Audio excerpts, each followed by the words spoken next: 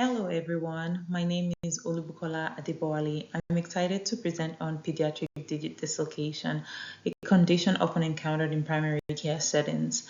For the purpose of this presentation, I will be focusing on dislocation in the finger. The fingers consist of three joints: the metacarpophalangeal (MCP), proximal interphalangeal (PIP), and distal interphalangeal (DIP) joints, enabling flexion and extension for various hand functions. These functions are supported by ligaments, tendons, and muscles. The volar plate serves as a stabilizer, preventing hyperextension, while the arteries and nerves provide vascular and sensory support. Dislocations are often visually apparent during inspection. You might notice they're in a lot of pain, have noticeable swelling, disruption of normal joint alignment, and discernible reduction in the range of motion of the affected digit. Additionally, there's often a report of rapid onset of deformity immediately following the injury. Sometimes you can even see the finger looking bent or twisted, which usually tells us how serious the dislocation is. Digit dislocation can affect various articulations within the hand, including the DIP, PIP, and MCP joints. These kinds of injuries can happen in all sorts of situations, ranging from sports accidents to trying to stop a fall with your hand. During examination, our primary focus should lie in assessing joint integrity, evaluating the extent of dislocation, and identifying any associated injuries such as fractures or soft tissue damage.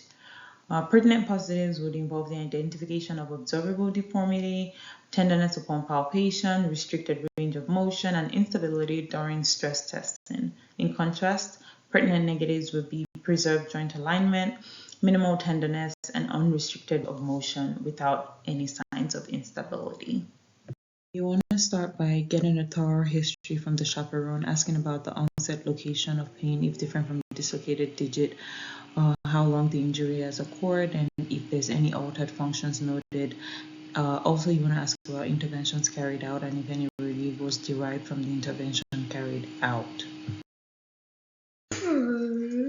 Okay, I'm going to take a good look at your hands while you're resting them. So I want you to rest your hands on here.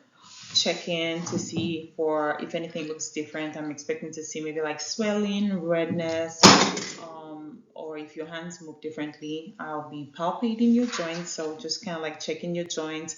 Note that I shouldn't be palpating if there's obvious dislocation. Now I'm going to see how your hands move.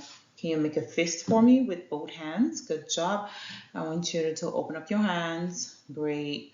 I want you to see if you can touch your fingertips to your thumb.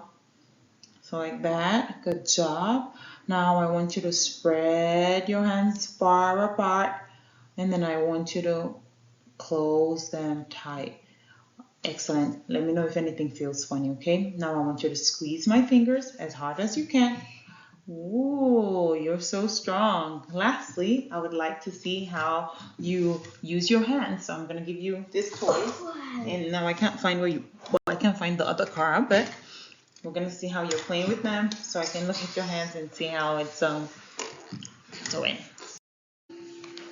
Diagnostic tests, including AP and lateral radiographs of the digits, are essential to exclude the possibility of a fracture or fracture dislocation. In managing digital dislocation, treatment approach is designed to realign the joints, promote healing, and optimize functionality. Typically, manual reduction to restore proper alignment is done, followed by immobilization techniques like splinting or taping for stabilization. Pain management through use of analgesics ensure patient comfort during recovery.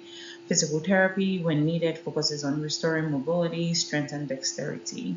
In cases where conservative methods prove insufficient, or if there are accompanying fractures or ligament injuries, surgical interventions may be necessary to address structural concerns. Regular follow-up appointments are imperative for monitoring progress, assessing healing, and managing any potential complications. Pediatric digit dislocations are often the result of traumatic injury and require thorough examination to determine appropriate management. Early recognition and interventions can lead to optimal outcomes for our young patients. Thank you for taking your time out to listen to my presentation.